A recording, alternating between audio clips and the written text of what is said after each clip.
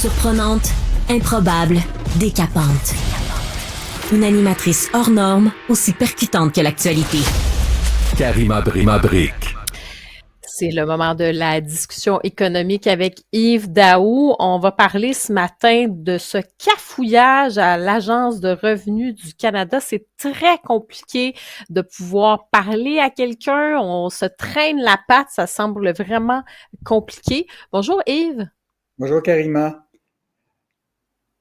En fait, c'est quoi? C'est que le suivi qu'on fait aujourd'hui, là, c'est essentiellement parce que depuis 3-4 ans, là, l'État fédéral là, à Ottawa, c'est complètement dysfonctionnel.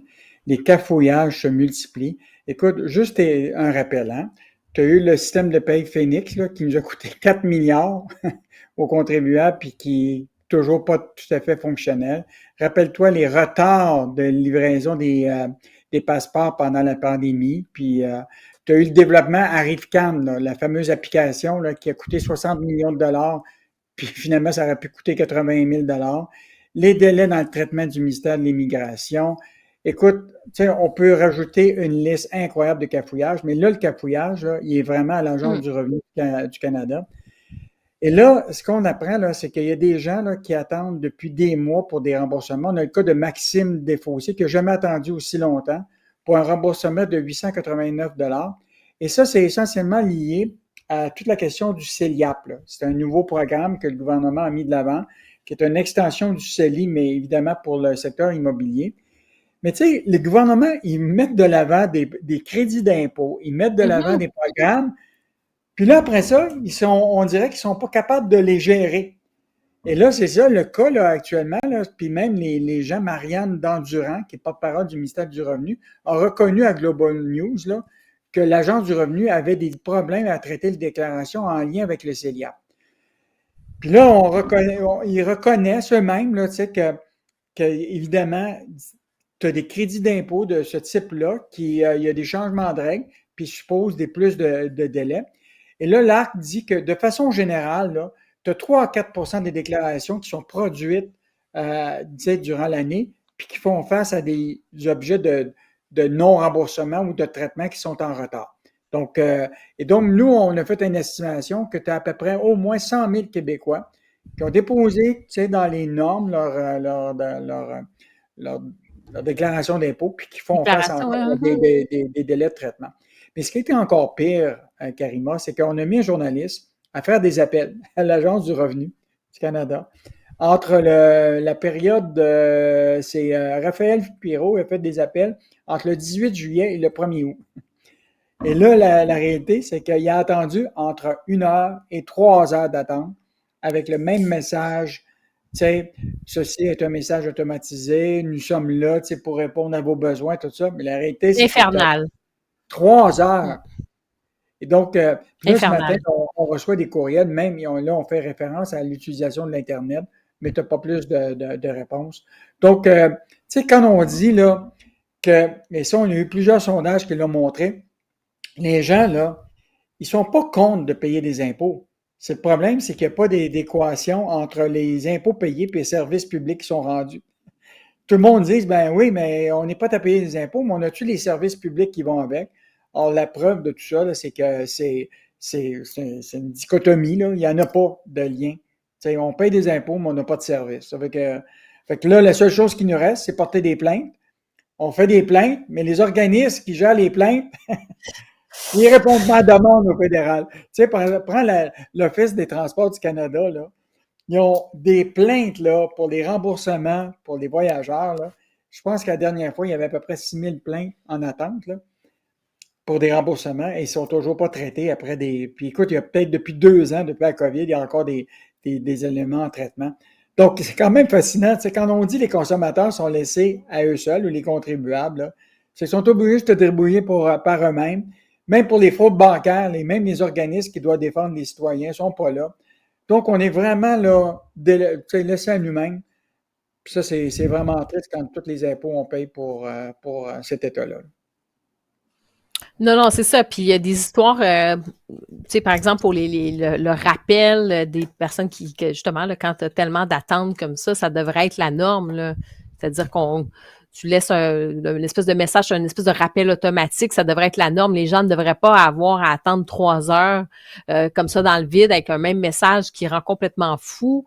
Puis on a l'impression d'être laissé à nous-mêmes complètement. Et en plus, on parle d'argent. Il y a des gens qui attendent. Des fois, il y a des erreurs. Des fois, il y a toutes sortes de choses. Des fois, tu attends un retour d'impôt. C'est important. Il y a un contexte aussi financier. Les gens gagnent durement leur argent. Et si tu as à recevoir des retours d'impôts, il y a des gens qui en ont besoin aussi. Donc, tu peux pas attendre comme ça des mois et des mois. Il se passe rien. Tu vas avoir une réponse à ta question. Tu es dans le néant. C'est pas juste une question là d'être un peu patient. C'est quelque chose de fondamental. Là. Ça touche aussi au portefeuille des gens. Puis comme tu dis, les gens payent des impôts. À un moment donné, ils se disent, est-ce qu'on peut avoir des services qui viennent avec? Puis en ce moment, la réponse, c'est souvent non, malheureusement. Mais Enfin, on va passer à... En Oui, fait, c'est stressant parce que, tu sais, dans l'idée, là, c'est que, par exemple, un remboursement, bon, tu te dis, bon, j'aimerais bien ça, l'avoir l'argent, mais quand, par exemple, des avis de cotisation dans lesquels tu dois payer de l'impôt, oui, puis pour oui. lequel tu C'est tout de estimes que tu suite, n'as pas besoin là. de Ben oui. payer, mais là, tu paniques un peu, tu vas avoir des intérêts peut-être à payer sur ces montants dus-là, puis là, tu te dis qu'effectivement, c'est une erreur, mais là, si ça dure 6 mois, 8 mois, 9 mois, ben c'est un peu stressant. Tout à fait. Et parlons aussi de l'électricité. On parle des choses qui coûtent cher, là, qui vont coûter plus cher. L'électricité va être plus chère dès le 1er avril. Oui, en fait, ce qui est important de rappeler, Karima, c'est qu'il y a un organisme qui s'appelle la Régie de l'énergie du Québec. OK? Eux autres avaient le mandat depuis des années d'accepter les demandes tarifaires d'Hydro-Québec, puis ils jugeaient si je donnais l'augmentation ou pas. Mais là, ce qu'ils évaluaient, c'est les dépenses d'Hydro-Québec, ses coûts par rapport à la distribution de l'électricité, à la production, puis à partir de là, ils décidaient oui ou non de la hausse des tarifs. Maintenant, le gouvernement de la CAQ a changé ça. Et maintenant, c'est à tous les 5 ans. Donc, là, c'est venu le fameux 5 ans. Et donc là, hier, ils ont déposé leur demande tarifaire. Donc, pour le 1er avril 2025, ils demandent une augmentation de 3 pour les clients résidentiels, 3,9 pour les clientèles commerciales et 3,3 pour les grands clients industriels. Évidemment, là, la régie doit approuver tout ça. Mais ce qui est important là, de se rappeler, c'est qu'à l'époque, quand la Régie de l'énergie gérait à tous les années les demandes tarifaires, dans une grande partie des cas, les augmentations qu'acceptait d'Hydro-Québec étaient en bas de l'inflation. Donc, ils questionnaient beaucoup les coûts d'Hydro-Québec. Et il y en a qui disent qu'actuellement, tu sais, en dehors du budget d'immobilisation, d'investissement d'Hydro-Québec dans les projets de production, tout ça, la réalité, c'est que dans les dépenses courantes, là, les augmentations de tarifs ou de coûts des dépenses d'Hydro-Québec ne sont pas nécessairement 3, 4, 5, 6 Fait que on devrait être capable de questionner les dépenses d'Hydro-Québec, puis peut-être au lieu d'augmenter selon l'inflation, mais leur dire peut-être faire le ménage dans leurs dépenses. Et donc là, il y a un questionnement qui doit être fait par la Régie de l'énergie, mais là, ça va se faire à tous les 5 ans.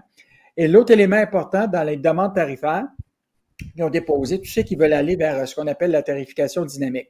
Si tu es un utilisateur important, tu as une grande maison avec un spa, si en plus tu charges ta voiture électrique en plein dans le jour ou au moment où c'est intense en demande d'électricité, ça va te coûter plus cher. Donc, ils sont en train de réfléchir justement sur les modèles là, de tarification tarifaire dynamique. Là. Donc, tu t'en rappelles, Pierre Fitzgibbon avait parlé de la sobriété énergétique. Oui.